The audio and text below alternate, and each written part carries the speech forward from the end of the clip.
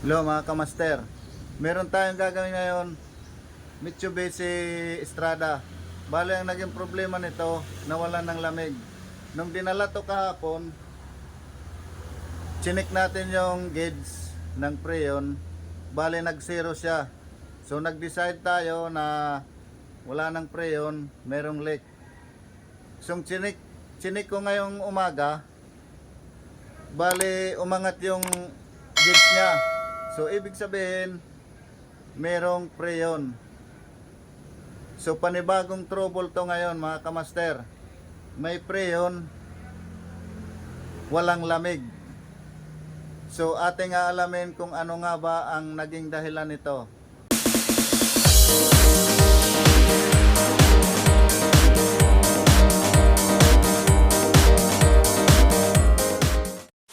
So yan mga kamaster, i-check natin kung ano nga bang naging dahilan nito. Pero bago yan, huwag mong kalimutan mag-follow at mag-subscribe sa aming channel. So i-start na natin yung engine para malaman natin kung ano nga bang naging dahilan nito.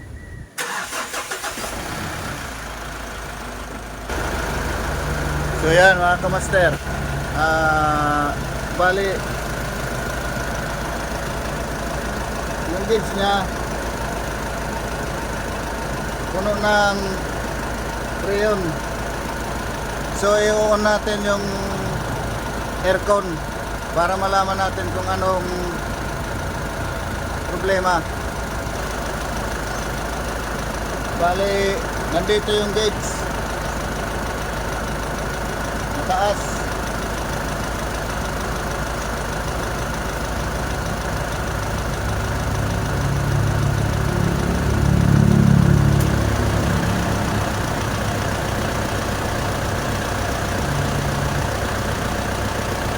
Ayan mga kamaster, ayan yung gauge na gumagalaw-galaw yung gauge nya. Mamaya babagsak na yan sa zero. Ang naging dahilan nito, barado ang system nya.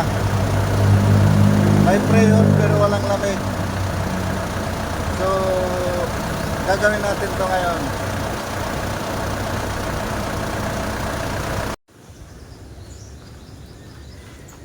So yan mga kamaster, bali pinatay na natin yung engine, tapos wala nang aircon yan, pero naka baba pa rin yung gauge nya, hindi na umangat.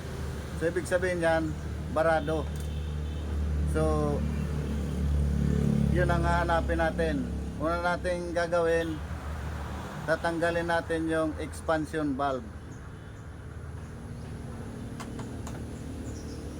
So gagawin na natin mga kamaster.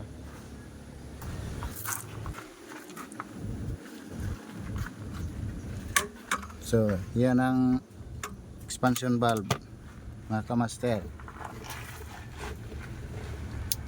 Flashlight natin para maliwanag. Yung tatanggalin natin ito.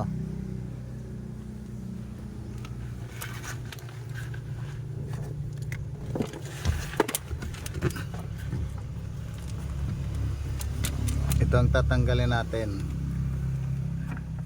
Ito. Yan. Ito ang tatanggalin natin. Pero ang pinakamaganda dyan, tanggalin na rin natin yung evaporator para madaling matanggal yung expansion valve.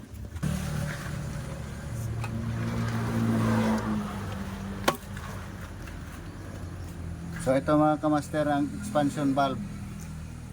Ito ang tatanggalin natin dahil ito ang barado.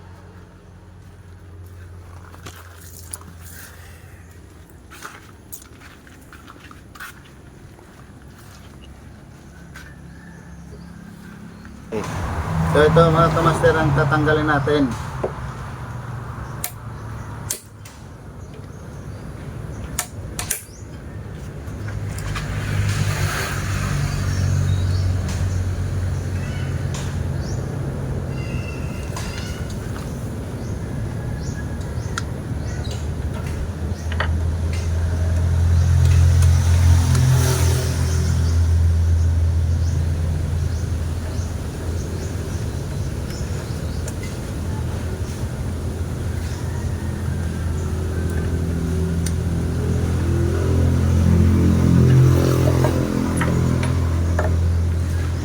Ito ang barado.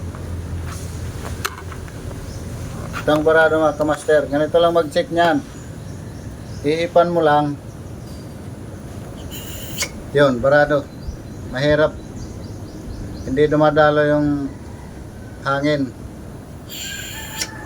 Matigas ihipan. Kasi yung pin doon sa loob, kaya tinawag na expansion valve. Yun ang nag-expand para mag-open dito. Hindi na siya nag-open. So ito ang papalitan natin. Pati na rin itong receiver dryer.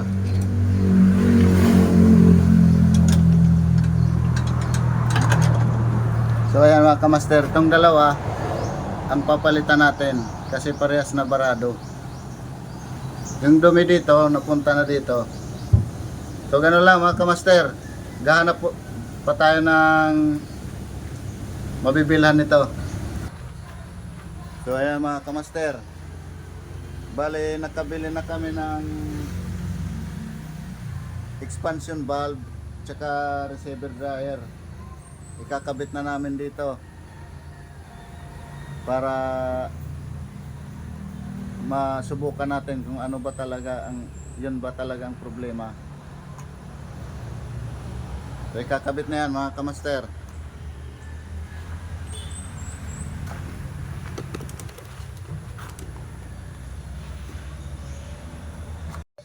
So ayan mga kamaster, kinakabit na ni master yung expansion valve. Bago na yan. So ayan, kinakabit na ni master yung evaporator. Hindi natin makita kasi nasa loob. Ayun, medyo nakikita na. Ayan mga kamaster, yung receiver dryer bago na rin yan. Kita natin.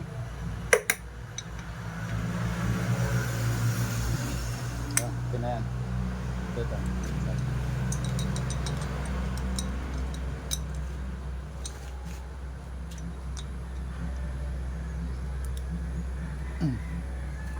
Kabit mo na.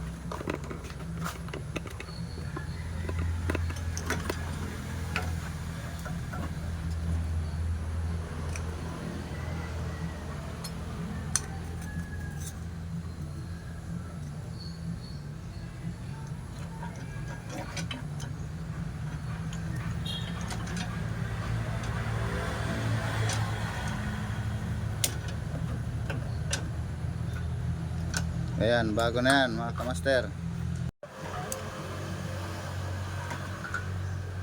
Okay, nahigpitan na ni master. Ayan mga kamaster, bali na assemble na natin ang expansion valve ang pinalitan natin, tsaka yung receiver dryer. Magkakarga na tayo ng freon. Bali na-vacuum na natin.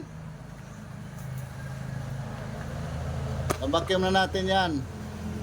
At itong system na flushing na rin natin to. So mag-uumpisa na tayo magkarga ng freon.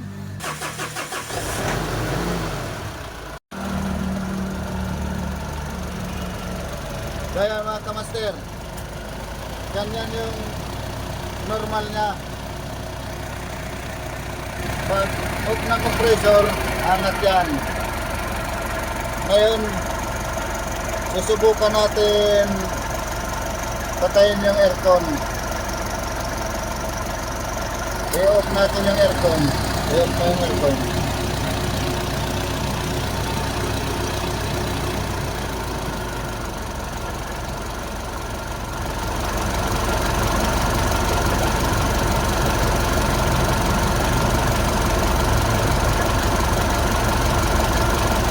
Ayan.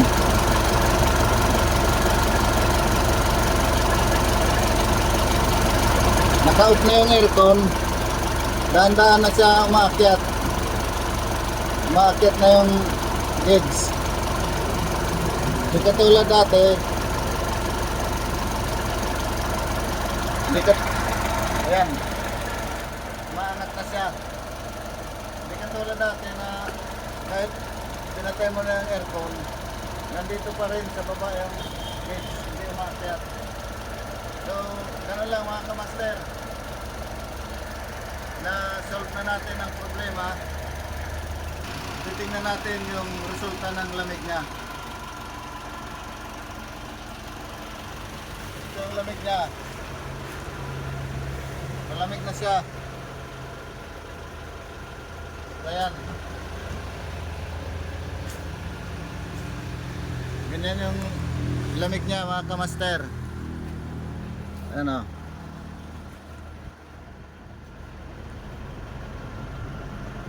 So ayan.